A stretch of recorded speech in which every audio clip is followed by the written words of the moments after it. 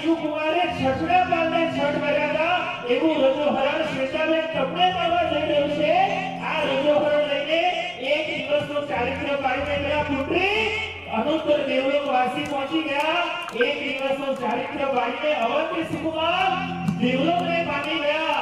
એક દિવસનો ચારિત્ર પામી અને પેલા પુત્રી ચંદ્ર પુત્રી એ પુત્રી દેવલોકની અંદર અનુત્તર વાસી પહોંચી ગયા।